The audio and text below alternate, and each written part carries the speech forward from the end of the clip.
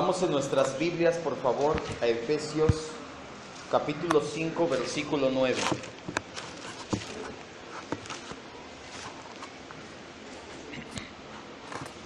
Vamos a darle lectura y después oramos agradeciendo a nuestro Dios. Porque el fruto del Espíritu es en toda bondad, justicia y verdad. Cierre sus ojos, que nada le distraiga. Y Señor, rogamos encarecidamente que tu Espíritu Santo vuelva esta palabra en nuestras vidas una realidad. Sabemos que tu palabra es viva y eficaz, que no necesita volverse eficaz en nuestras vidas para ser la palabra de Dios. Creemos que ya es la palabra de Dios, pero sabemos que esa palabra, cuando toca nuestro espíritu, renueva nuestra mente, es que mi vida es transformada. No viene por ósmosis, no viene por magia, viene por renovar mi entendimiento en la palabra de verdad, Señor. Por eso es que hoy te decimos que traigas disposición a nuestra vida, a nuestro corazón, para recibir esta palabra, para ser transformados, como lo entendimos hoy en la mañana, a imagen y semejanza de Jesucristo. Esa es tu sublime voluntad en nuestras vidas. Todo lo demás a nuestro alrededor es para que reflejemos a Cristo siempre. Todo lo que sucede en nuestras vidas, no hay decisiones que hemos tomado mal. Aún las malas consecuencias vemos que es para reflejar a Cristo, y esta palabra no es la excepción, Padre. Gracias, mi Dios, en el nombre que es sobre todo nombre. Amén. Hablar del fruto del Espíritu Santo no es hablar de cuántos miembros, cuántos dones o cuántos milagros hay en una iglesia. Mucha gente confunde fruto con resultados. Hablan del fruto del Espíritu y dicen: hay fruto en esa iglesia porque son 1000, hay fruto en esa iglesia porque hay dones, hay fruto en ese pastor porque tiene milagros. El fruto del Espíritu es el carácter de Cristo que se expresa por medio de la vida de sus hijos.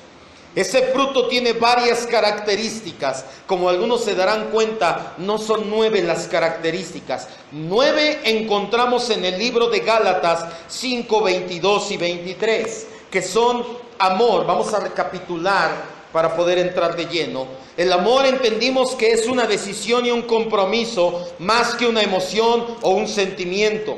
El gozo, que a diferencia de la felicidad, el gozo lo causa Cristo en nosotros y nosotros en Cristo, no factores externos. La gente es infeliz porque pierde dinero, pero tú, aunque pierdas todo el dinero del mundo, no perderás el gozo porque sabes que Cristo está en ti y tú estás en Cristo.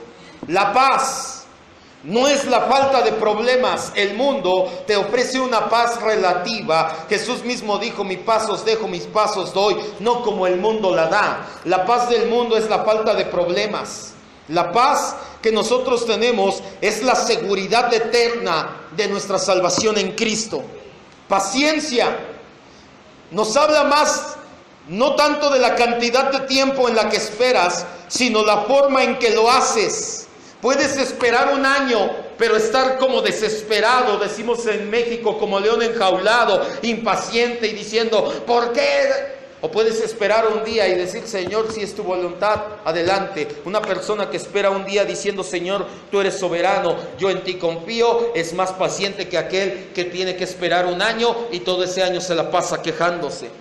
Benignidad y bondad, llamados los frutos gemelos, que es la acción interna y expresión externa de un carácter amable. Te dije, la gente de allá afuera no te va a decir: hoy cuán benigno y bondadoso es usted. La gente de allá afuera nos ve y dice: hoy él es muy amable. Son muy amables esas personas. Y la benignidad y bondad es lo que le pone el sabor dulce a nuestro fruto. Recuerda que una característica de un fruto natural, aparte del color, la forma y todo, es el sabor. Si tú te comes una fruta y está ácida, amarga, no te gusta. Pero ¿cómo es como más nos gusta una fruta? Cuando está dulce. Eso habla la benignidad y bondad. La fe, salvífica y regeneradora. Nuestra salvación es obra de la fe en Cristo y la fe que tenemos en la redención que hizo en la cruz. Pero cuando creemos esto, también es dado por Dios a los hombres. La fe nos la da Dios, nosotros no aportamos nada para ser salvos. Y vimos la diferencia entre aquella fe que tiene todo mundo, porque tú te despides de alguien que no es cristiano y le dices hasta mañana y te dice hasta mañana. ¿Es cristiano? No, pero tienen fe en que va a llegar otro día. Aquí estoy, amado hermano. Fidelidad. Adán falló implícitamente a los 10 mandamientos cuando desobedeció a Dios, pero Cristo los cumplió cuando efectuó nuestra salvación. Si permanecemos firmes en Cristo, Cristo en nosotros, no podemos por nuestra propia cuenta. La mansedumbre, que es lo contrario a la actitud de soberbia y orgullo. Una persona humilde ante Dios, por consecuencia es cordial con los demás. Y la semana pasada vimos la templanza, que es cuando el Espíritu Santo nos domina, toma dominio en nuestras vidas y nosotros así ejercemos dominio propio en los deseos de la carne. Como ya nos dimos cuenta, el pasaje de Gálatas no es el único que hace mención directa en el fruto del Espíritu Santo en los hijos de Dios. Encontramos otras 2 características que son justicia y verdad. La bondad ya la estudiamos anteriormente. ¿A qué se refiere con justicia? Que es el tema del día de hoy, justicia. ¿Podemos ser justos por nuestros medios delante de Dios? ¿Quiénes son justos entonces? ¿Cómo puedo llegar a ser justo? ¿Es lo mismo que ser justificado? Ojo, mucha gente se pregunta, ¿es Dios un Dios justo a pesar de la situación actual de maldad en el mundo? Porque mucha gente, aún cristianos, piensan que Dios comete a veces injusticias. ¿Será justo o injusto Dios? Amén. La palabra griega que usa el apóstol Pablo en la carta de los Efesios es dikaiosune. Habla de equidad en el carácter, te habla de ser recto o justo. Dikaiosune, la palabra griega para justicia, se usa para hablar del atributo de justicia de Dios. Vamos a Romanos 3:5. Ahora sí, después de una recapitulación pequeña, vamos a entrar al tema.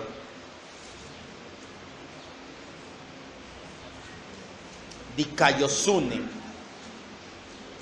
justicia. Pero el apóstol Pablo utiliza esta palabra para hablar de la justicia de Dios.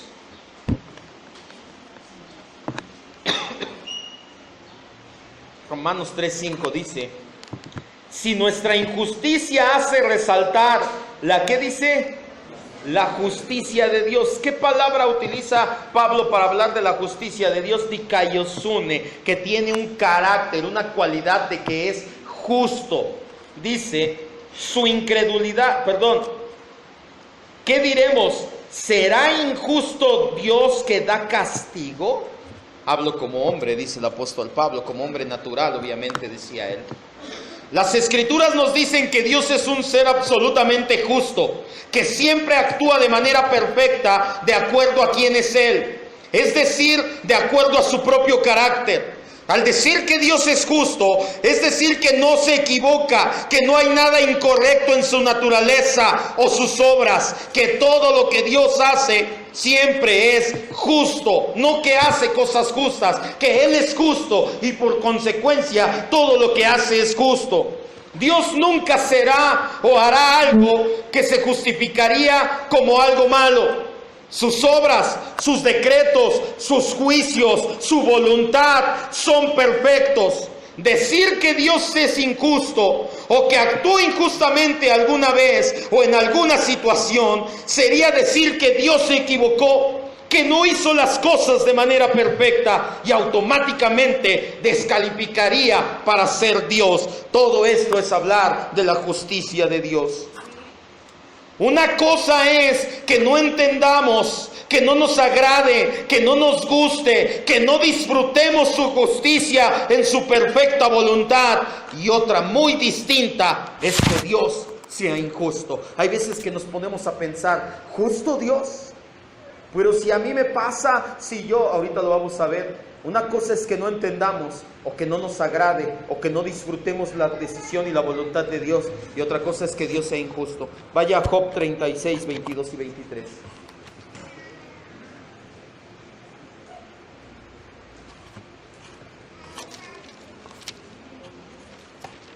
Job 36, 22 y 23.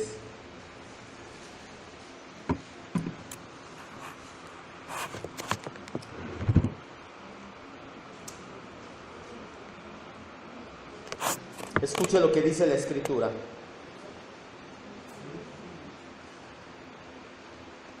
He aquí que Dios es excelso en su poder. Quiere decir que Él está muy por encima de todo.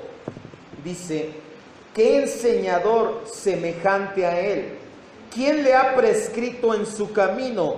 ¿Quién le dirá, has hecho mal? El amigo de Job, Elifaz, me parece que es el que habla ahí, le dice un discurso a Job y a sus amigos presentes y les dice, ¿saben qué? Dios está muy por encima. ¿Perdón? Así es. Y les dice, ¿quién le va a decir a Dios, oye, hiciste mal? ¿Tú crees que nosotros le podemos decir a Dios, uy, Señor, te equivocaste, la regaste aquí? ¿Sí? Porque hay quienes dicen, Señor, la esposa que me diste, la regaste. ¿Será? No, ¿verdad? Amén. Sí, hermano Silverio, se equivocaría con nuestra amada esposa, ¿verdad que no? Ahora, con la mía no, al menos. No sé usted. Dice su amigo Eliú, ¿quién le dirá a Dios, has hecho mal? Nadie. Para nosotros como hijos de Dios es fácil, espero que así sea, entender esta verdad. Pues, sin embargo, el humanismo, cada día más latente en el cristianismo actual, se da a la tarea de desvirtuar la justicia de Dios basado en sentimentalismos. Basados en el sentimiento que no es objetivo, empiezas a desvirtuar la justicia de Dios. El apóstol Pablo en Romanos 9:14, no vaya, hace una pregunta retórica. ¿Hay injusticia en Dios? Obviamente él sabía la respuesta, por eso se llama pregunta retórica. Está diciendo, no hay injusticia en Dios. Para un discípulo que ama a Dios y su palabra y que cree fielmente que en la Biblia, no hay problema responder esta pregunta. No hay injusticia en Dios. Sin embargo, muchas personas hoy en día, algunos hasta que se dicen cristianos, opinan de manera muy diferente. Han dicho o piensan cosas como, si soy hijo de Dios, ¿por qué Dios permite que pase yo esta situación? No es justo. ¿Acaso no debería de irme bien, Señor, si yo estoy haciendo tu voluntad? No es justo que yo haga tu obra y no tenga casa propia. ¿Será? Si Dios es un caballero, ¿por qué se mete con mi libre albedrío? No es justo. Terminando esta serie, pues comenzamos, le estoy anunciando una serie llamada Esclavos de Cristo. Vamos a ver lo que es el libre albedrío, bíblicamente. Y vamos a ver que la Biblia no habla de Dios como un caballero en ningún lado. La Biblia dice que Él es justo y que Él es soberano. Él llegó como un caballero y le dijo, Jonás, ándale, ve por favor a Nínive. Soy un caballero, no puedo hacer nada para que obligarte, ve. Dios dijo, aquí mando, yo es mi creación, eres mi creación, me perteneces. Si no quieres ir, mando un pez, te traga, te vomita en tierra, pero vas a predicar lo que yo te digo que prediques. Y Jonás dijo, sí, Señor, ahí voy. Soy cristiano, ¿por qué le pasa esto a mi familia? No es justo. ¿Por qué le pasan cosas buenas, cosas malas a las personas buenas? No es justo, porque yo veo que hay personas buenas que les pasan cosas malas. Eso no es justo, Dios. Si Dios es justo, ¿por qué hay tanta perversidad en el mundo? ¿Por qué Dios no elimina la maldad en el mundo si es tan justo? Si Dios es justo, ¿por qué discrimina a los homosexuales? No es justo. ¿Por qué a mí? ¿Se ha preguntado eso alguna vez? Si se lo ha preguntado, está poniendo en tela de juicio la justicia de Dios, está poniendo en tela de juicio el carácter justo y perfecto de Dios. Muchas veces me ha tocado escuchar frases como esta o peores. Se ha humanizado a Dios y se ha endiosado al hombre al grado de que parece que le pedimos cuentas a Dios de su justicia. Nosotros que somos finitos, que somos imperfectos, que somos injustos en nuestra naturaleza, le pedimos cuentas a un Dios justo de sus actos. ¿Se imagina hasta dónde ha llegado? Nosotros tan imperfectos, tan nada.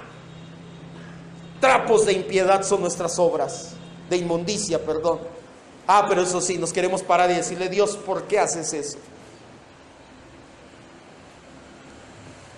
Es como querer medir la regla cuando la regla es la que mide a los demás. Dios es la norma de justicia, no nosotros. ¿Sí me escuchó? No lo que yo pienso, lo que yo creo, mis sentimientos, lo que pienso que sería mejor, lo que el mundo dice. El mundo puede decir que el homosexualismo está bien, que les permitas que se casen, que eso es lo justo si se aman. Dios dice pecado. No me importa que todo el mundo lo diga. Para Dios es injusto, entonces yo creo lo que Dios dice. Pero queremos medir la regla.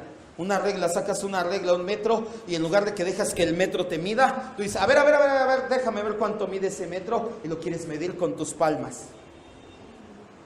Es absurdo. Es que mi palma mide como 18 centímetros, entonces le falta un cachito, pues creo que está bien. Es absurdo. La regla es la que nos mide a nosotros, no nosotros a la regla. Dios es el que nos juzga a nosotros, no nosotros a Dios.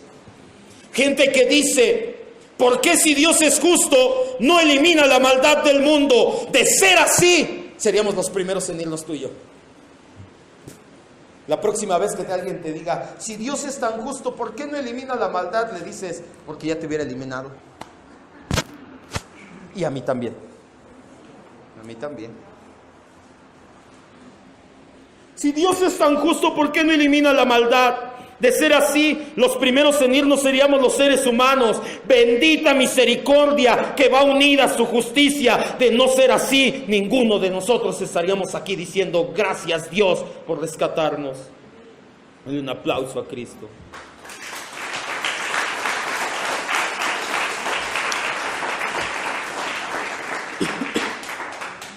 Es importante no caer en el error común de ser nosotros quien queremos juzgar las situaciones, de pensar que nosotros sabemos lo que es mejor. Por mucho, infinitamente mucho, Dios es más sabio. Él sabe lo que hace realmente, porque Él juzga las cosas a su manera.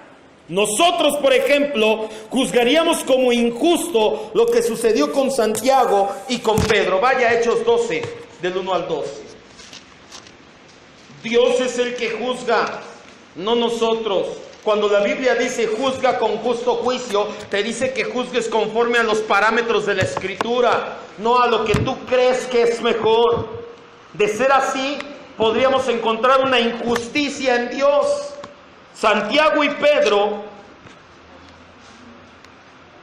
Hechos 12 del 1 al 12, dice: en aquel mismo tiempo el rey Herodes echó mano de algunos de la iglesia para maltratarles y mató a espada a Jacobo, él es Santiago, Jacobo, hermano de Juan, y viendo que esto había agradado a los judíos, procedió a prender también a Pedro. Hasta ahí nada más. Si tú lees los demás versículos, dice que Pedro salió libre. ¿Por qué fue tan injusto Dios que a Santiago lo mataron y a Pedro no?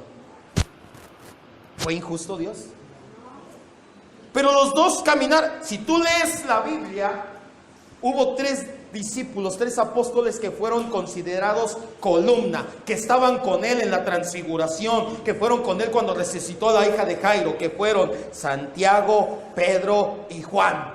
Entonces no puedes decir: es que él era columna y él no. Santiago estuvo con Jesús cuando se transfiguró, cuando estuvo en el monte orando, quedó dormido también. Entonces, ¿qué injusto fue Dios? Él sabe qué hace, cómo lo hace, por qué lo hace, para qué lo hace. Él siempre es justo. Si nosotros lo juzgamos desde nuestro punto pequeñito de vista, podemos caer en decir: oh, qué injusto fue Dios. En lugar de que los dos vivieran o de que los dos murieran, ¿por qué dejó eso? ¿Tú crees que sabemos más que Dios? ¿Crees que le vamos a decir un día: ven Señor, te quiero dar un consejo? Pero muchas veces nos comportamos así cuando decimos: ¿por qué no es justo? Cuando tú dices eso en tu mente, estás diciéndole, ven Señor, quiero hablar contigo, te voy a dar unos consejitos, ven, mira. La justicia de Dios excluye todo tipo de favoritismo. La justicia de Dios es una actitud hacia las obras de hombres y ángeles, ahí la vemos. Dios no es moralmente neutro, Dios no es apático. Hoy en la mañana lo veíamos, Dios no dejó la creación y dijo, ahí se queda, ahí que ande y yo me desentiendo. Él está al tanto de su creación, la sustenta con el poder de su palabra. Él no está neutro ni apático. Lo que pasa en el mundo, Él toma cartas en el asunto. No las toma como tú y yo quisiéramos, pero toma siempre cartas en el asunto. Lo vemos reflejado con los hombres y con los ángeles. Dios no es moralmente neutro. Él ama la justicia y aborrece la injusticia. Vamos a dos citas, Salmo 7:11 y Salmo 11:7. Para que vea que Dios es justo y toma cartas en el asunto. Que no haga lo que tú quieras que haga. Porque tú muchas veces dices, Señor, haz justicia. Pero lo que quieres es venganza. Es que no es justo, ya Dios lo hubiera dejado paralítico de menos. Digo, no le deseo la muerte porque soy cristiano. Dios hace justicia como Él quiere, cuando Él quiere, porque Él quiere. No vengas a darle clases de justicia a Dios. Salmos 7:11 y 12. Dice la Escritura. Dios es juez, ¿qué dice? Justo. Y Dios está enojado en gran manera. Airado quiere decir lleno de ira contra el impío, contra el que no se aparta del pecado todos los días. Si no se arrepiente el pecador, Dios va a afilar su espada. Ya tiene armado su arco, ya puso la flecha en el arco y lo tiene listo para dispararle. Pero Dios dispara y da con su espada cuando Él dice que quiere hacerlo. No cuando tú y yo le decimos, ya Dios, castígalo, ya es justicia. Salmo 11:7. Y sabes, antes de leer el Salmo 11:7, sabes que la gran mayoría de esas veces que va a hacer justicia con su espada y con su arco es después del juicio final, cuando vayan a una eternidad sin Cristo. Ahí es donde van a pagar muchas veces. Aquí tal vez tú puedes decir, pero es que aquí toda la vida le fue bien. Lástima entonces, porque si le hubiera ido mal y se hubiera arrepentido y hubiera llegado a los pies de Cristo, otra cosa sería. Pero como toda la vida le fue bien, se las va a ver con la ira de Dios por la eternidad. Dios es justo siempre. Salmo 11:7 dice la Biblia, porque Jehová es justo y ama la justicia. No dice que es indiferente, Él ama que las cosas sean justas. El hombre justo, el hombre recto, mirará su rostro, estará cerca de Dios. Dios no le da la preferencia a nadie. Dios, dice primera de Pedro 1:17, no hace acepción de personas, porque si lo hiciera no sería justo, no sería el Dios de la Biblia y no sería buen juez de toda la tierra, como le dice Abraham en Génesis 18, vamos, 23 al 25. Pensar que Dios hace acepción de personas en el juicio, que Dios toma favoritismo en el juicio de la tierra al juzgar a hombres. Dios nos juzga a todos por igual. A nadie juzga de manera diferente. No tiene dos reglas y dice, a este le doy chance, a este no. Ya te dije, que tú no veas que Dios haga justicia no quiere decir que Dios no esté haciendo justicia. Génesis 18, 23 al 25.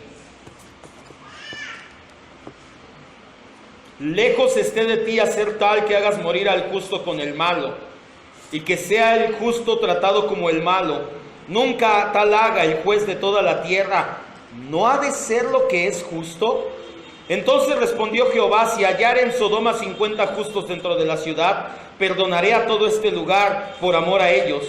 Abraham replicó y dijo, he aquí ahora que he comenzado a hablar mi Señor, aunque soy polvo y ceniza, quizá faltar en 50 justos, perdón, hasta ahí nada más, era hasta el 25. El pasaje nos habla de un momento antes de que Dios decide destruir Sodoma y Gomorra. Dios visita a Abraham. Abraham lo ve venir, le ofrece de comer, le ofrece alojamiento al Señor. La Biblia no dice que comió, entonces no puede decir, ay, Dios tiene hambre. Bueno, ya el chiste es que Dios le dice a Abraham, ¿sabes qué? Esa ciudad que está allá, esas ciudades que están pegadas, que están juntas, Sodoma y Gomorra, ya llegó el clamor hasta mí. Hasta aquí llegaron, las voy a exterminar. El sobrino de Abraham, Lot, vivía en Sodoma. Abraham empieza a interceder y le dice a Dios, Dios, Señor, no vas a castigar al justo con el impío, ¿verdad? El juez de toda la tierra que hace lo que es justo, no actúa así. Obviamente Dios le dice, tienes razón, si encuentro 50 justos. Abraham dice después 40, 20, 10. Le fue haciendo todavía más y más, decimos aquí en México la chillona, hasta que lo dejó en 10. No había 10 justos en Sodoma, ni 10 justos. ¿Qué piensas de un juez injusto, hablando naturalmente, que recibe sobornos para ayudar a salir libres a los criminales? ¿Es justo y bueno que siga juzgando a pesar de ser corrupto? ¿Sus juicios y sus decretos serán los mejores? Si un juez así te juzgara, ¿estarías tranquilo de recibir justicia en tu caso? Vas al MP y sabes que el MP, la parte contraria, ya le dio dinero al licenciado. Pero tú dices, yo voy a confiar en que el juez va a hacer lo justo. Te hace falta madurar un poquito si vas así. No lo va a hacer. ¿Qué piensas de un juez, hablando humanamente, que hace eso? Que dice, sí, yo aquí por abajito del agua, presta, yo veo cómo le hago, tú sale tu familiar, tú no te preocupes. Eso no pasa en México, pasará en China, ¿ves? ¿Verdad que aquí no pasa? Aquí la corrupción no ha llegado, aquí no. ¿Sabía que en Suiza, el país no originario Calvino de ahí, pero vivió la mayoría de su vida como cristiano ahí, ordenó la iglesia y la reformó desde Suiza? ¿Sabía que en Suiza la gente, por eso me acordé, porque va tan encaminada todavía a valores morales correctos, le pagan 2.250 euros por no hacer nada? Estás desempleado y al mes te dan 2.250 euros. Y la gran mayoría de la gente dijo, no gracias, porque eso fomenta la haraganería, mejor denme trabajo. Eso pasaría también aquí en México, yo estoy seguro. Imagínate, 2.000 euros son 40,000 pesos al mes. Vamos a Suiza. En Francia le pagan a los papás por tener hijos, es en serio. De ahí fue Calvino. ¿Por qué? Porque la tasa natal está bajando. Oh, Alex, serías rico en Francia. Caray. En Francia están tan abocados a vivir la vida profesional, que las parejas están dejando de tener hijos y les dicen, si tienes hijos les damos una ayuda de 1,000 euros mensuales, pero tengan hijos, ándenles. 5,000 euros al mes, Alex. Son 100,000 pesos. ¿Dónde dice que queda Suiza? ¿Qué piensas de un juez? Lamentablemente nuestro país no es así. Lamentablemente en nuestro país podemos ver que hay jueces que reciben soborno de parte de los criminales. En México recientemente se dio a conocer el caso del secuestrador que apodan el Santero. Fue sentenciado a 60 años de prisión porque en 2009 secuestró a 3 mujeres, a 2 de las cuales hermanas, entre ellas, mutiló varios dedos de las manos. Ellas lo reconocen plenamente. Ha aparecido el caso en televisión nacional, le han acusado, pero el caso llegó a un interpuesto de amparo y suspendió la sentencia. La Suprema Corte de Justicia de la Nación señaló que en 2009, cuando el Santero fue detenido, la ley era diferente que ahora en 2016. Entonces la ley ya no aplica igual, no sé cuánto le daría, el Santero está libre. ¿Qué piensa de ese tipo de juez? Las mujeres, usted puede verlo en internet, yo lo vi en Hechos, no sé, Hechos 7, Hechos no sé qué. Estaba viendo el caso en las noticias, estaba viendo las noticias, no tiene 2 ni 3 dedos. Y ellas dicen, es él, yo lo vi, me tuvo secuestrado, lo encontraron en flagrancia. ¿Qué significa esto? Que los policías llegaron y lo vieron que la tenía detenida, pero como no vieron cuando la privó de la libertad y la llevó, el juez de la Suprema Corte de Justicia dijo, no hay pruebas suficientes, déjenlo ir. ¿Qué piensa de un juez así? Eso sí es injusto. Ahora que tu caso llegara con ese juez, que tu caso llegara ahí con ese juez.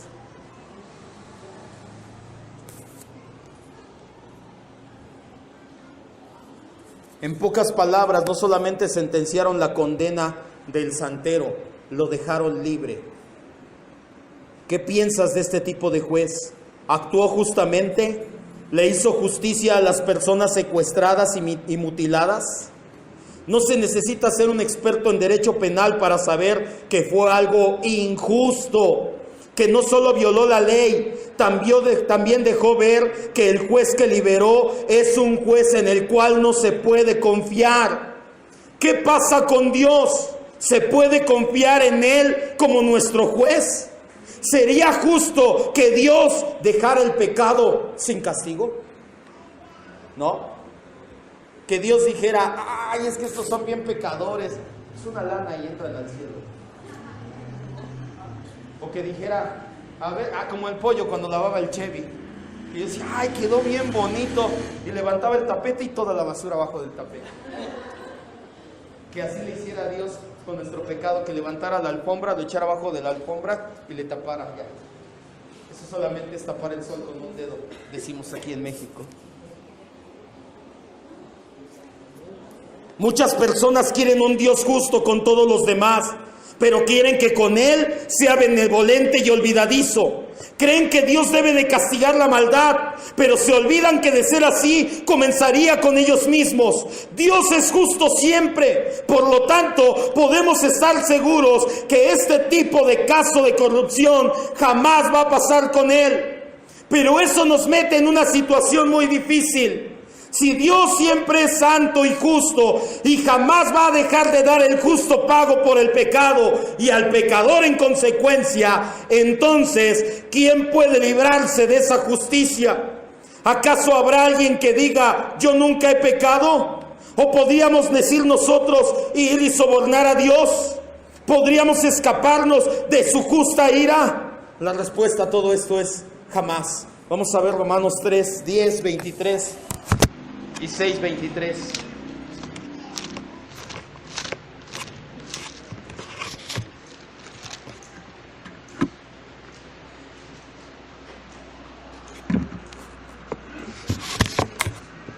Dios es justo, no es como este juez de la Suprema Corte, pero nos mete un gran aprieto esta situación.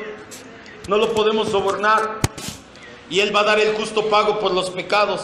Y si alguien dice que no ha pecado, está en contra de la Biblia. La Biblia dice en Romanos 3:10, como está escrito, no hay un justo, ni aun cuantos. Este escrito en el libro de los Salmos. En el libro de los Salmos la Biblia dice que Dios se asomó desde el cielo y dijo, voy a buscar en toda la tierra a ver si encuentro aunque sea una persona justa. ¿Y cuántas encontró? Ni una sola. Romanos 3:23, allá adelantito dice, por cuanto todos pecaron y están destituidos, todos, te incluye a ti y me incluye a mí. Y por último Romanos 6:23, la primera parte del versículo, no hay justo, todos somos pecadores y el pecado tiene una paga, dice, porque la paga del pecado es ¿qué? La justa ira de Dios sobre de tu vida y sobre de la mía. Dios es justo. No va a permitir ni una pequeña pizca de injusticia o de pecado en su presencia. Eso nos mete en el mayor problema de nuestra existencia. Dios en su soberanía y amor ha tomado cartas en el asunto y dio la solución a nuestro enorme problema llamado pecado. porque Dios no podía ser injusto y dejarnos entrar al cielo así nada más. Vamos a Romanos 8:30.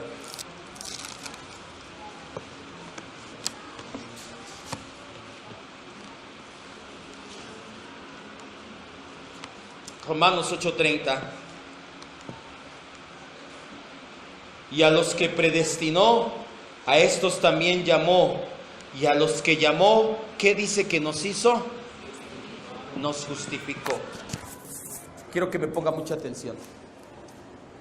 En el cielo, delante de la presencia de Dios, en una eternidad de gloria, no puede entrar ninguna persona injusta. Y la Biblia dice que no hay justo ni aun uno. Eso nos metía en un gran problema, porque Dios no es un juez corrupto. No podías y no tienes con qué sobornarlo, Él es el dueño de todo el universo. Pero Dios en amor, porque no nos debe nada, tomó cartas en el asunto. Dio a su Hijo Jesucristo en la cruz del Calvario para hacer una cosa: justificarnos. Dice la Biblia que a los que nos predestinó, nos llamó a Cristo. Y cuando nos llamó, ¿qué hizo? Nos justificó. La justificación distingue al cristianismo de las demás religiones, pues se basa en lo que Dios ha hecho por el hombre, no como las religiones que se basan en lo que los hombres hacemos por Dios. Escuche, la justificación significa que Dios hace algo por mí. Las demás religiones se ven lejos de Dios. Cualquier religión, cualquier pagano, cualquier religión antigua, moderna, lo que tú quieras ver, saben que están lejos de Dios y ellos buscan hacer cosas para acercarse a Dios. Voy a llevar una manda, voy a prender una veladora, me voy a golpear, voy a irme de rodillas, voy a ir a bailar a chal. O sea, buscas hacer de todo para acercarte a Dios. El cristianismo y la justificación nos pone totalmente aparte y dice Dios: yo voy a hacer algo por ti para que tú te acerques a mí. ¿Qué hizo? Nos hizo justos delante de Dios. Justificar, del griego dikaio, muy parecido a dikaiouye, significa considerar o declarar legalmente justo. La justificación tiene dos elementos: nos hace libres del castigo del pecado, nos perdona por completo la culpa de ese pecado y nos da la justicia de Cristo por medio de la fe. Quiero que ponga mucha atención. Ven, Ángel, ayúdame. Párate con ese cartel viendo para allá. Que se vea que dice. Quédense aquí el cartel. Acá arriba. Acá arriba en la seguridad, para que se vea. Pecado. Él quería entrar al cielo y no puede porque tiene pecado. Por eso la carita triste, que no va a entrar al cielo. Entonces Jesucristo, al morir en la cruz del Calvario en nuestro lugar, lo que hizo se llama el intercambio. Muchos le llaman el intercambio glorioso. Jesucristo dijo: hay que pagar por ese pecado, pero tú no vas a poder pagarlo en la cruz. Yo lo pago en la cruz. Y ahora, quédate esto. Y Jesucristo con ese pecado fue a morir a la cruz del Calvario. Y ahora tú tienes la justicia de Dios en ti. Denle un aplauso a Dios.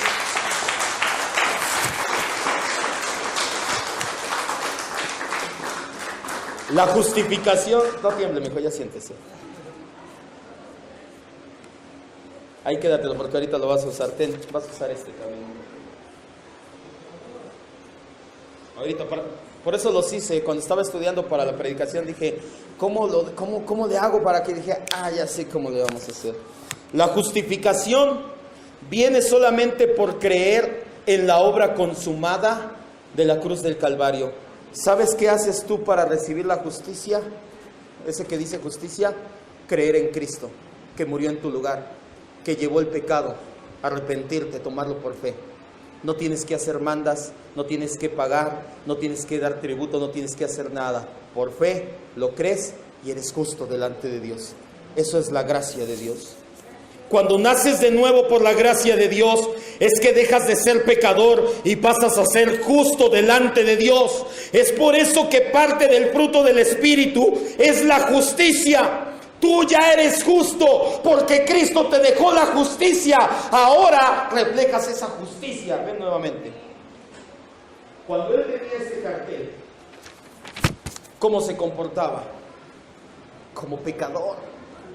Igual que como ahorita. Y eso que se dice cristiano, pero bueno. Cuando él tenía este cartel, esta naturaleza en su vida, él por naturaleza era hijo de ira, dice la Escritura. Por naturaleza el pecado en él lo hacía pecar. Pero Cristo dijo, ya no. Ahora tu naturaleza es una naturaleza de justicia. ¿Cómo lo va a hacer comportarse su nueva naturaleza? Pecando como una persona justa delante de Dios. Hay gente que se esfuerza por ser justo. No te esfuerces, entiende esta verdad, créela con fe y entonces empiezas a reflejar la justicia de Dios en tu vida. Ya, mijo, siéntese. Dale un aplauso a Cristo. A Cristo, no al pueblo.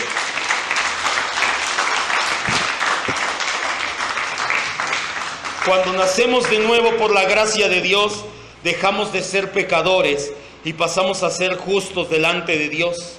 Por eso esta parte del fruto del Espíritu, justicia, nos habla de reflejar la justicia de Dios, que es una prioridad para los regenerados. Tú ya lo tienes en ti, solamente refléjalo.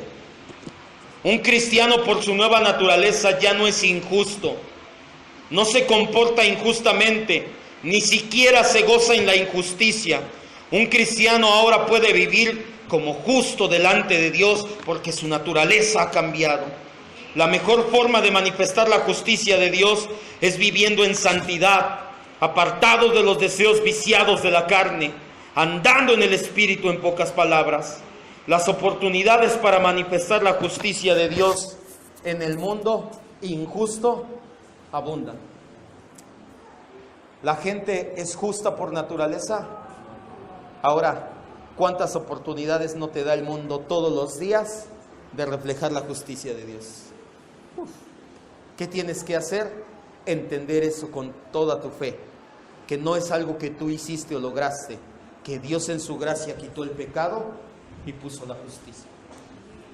Ya, cierre sus ojos. Tan sencillas las verdades de Dios, tan profundas y tan poderosas. Cada vez que usted tenga una situación, acuérdese que usted tiene un cartel, no un cartel de hecho, pero acuérdese del cartel y acuérdese que usted tiene la justicia de Dios en usted. No es su justicia.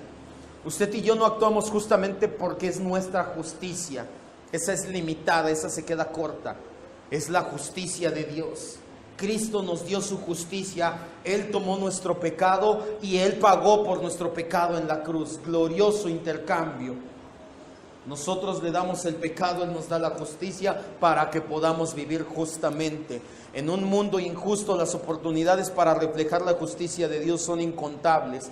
Todos los días la gente a nuestro alrededor blasfema de Dios. Todos los días la gente a nuestro alrededor nos propone negocios, nos propone tratos, nos propone hacer cosas injustas y que a Dios no le agradan. Y es ahí donde nosotros, descansando en Cristo, sabiendo esta verdad, reflejamos la justicia de Cristo. No es tu justicia, te lo repito, es la justicia de Cristo a través de nosotros. Cuando tú crees esto con todo tu corazón, tu vida empieza a ser transformada. A esto se le llama renovación de nuestra mente. Tu entendimiento es renovado. Por eso la Biblia dice que el fruto del Espíritu es en toda bondad, justicia y verdad. Nosotros somos justos, dice Juan, así como Él es justo, porque no es tu justicia, es la justicia de Cristo. Oremos, meditemos un momento en esta maravillosa enseñanza y dale gracias a Dios primeramente porque Él es justo. Aunque hay veces que no entiendes su proceder y su voluntad para tu vida, no quiere decir que Él ha dejado de ser justo. Como lo vimos hoy en la mañana, es porque Él tiene un plan diferente al que tú tenías. Si tú no ves que Dios actúa con justicia en alguna situación, es porque tú no eres Dios y no alcanzas a entender lo que Él alcanza a ver y a entender mucho más allá que nosotros. Aún la Escritura dice que a 2 apóstoles considerados columnas los trató de manera diferente, y eso no crea injusticia en Dios. Por el contrario, a diferencia de los jueces humanos, Dios es justo, incorruptible, insobornable. Eso nos mete en un predicamento por el que el pecado no nos dejaría estar delante de Él y nos tendría que dar el justo pago. Ahí es donde se da este glorioso intercambio. Le damos el pecado y nos da su justicia. Y a partir de ese momento, tú puedes ser justo porque Él es justo. Es su justicia en nosotros. Padre maravilloso, es impactante la verdad de la Escritura que traes a nuestras vidas el día de hoy. Hoy nos quedamos con esa verdad en nuestro corazón, que en mi corazón había no una palabra, una naturaleza llamada pecado, no un cartel, una naturaleza llamada pecado, y que necesitaba un justo pago, pero que tú lo tomaste y me dejaste tu justicia, y esto yo lo creo por fe. No lo vi, no lo entiendo, a lo mejor ni siquiera lo siento, pero yo no ando por vista, yo ando por fe, dice la Escritura. Para mí es suficiente con que tu palabra lo diga. Entonces, solo me resta agradecerte, poderoso Dios, por haberme dado tu justicia, y te ruego, como dice tu palabra, que me lleves a ser justo, que me lleves a reflejar ese fruto en toda bondad, justicia y verdad.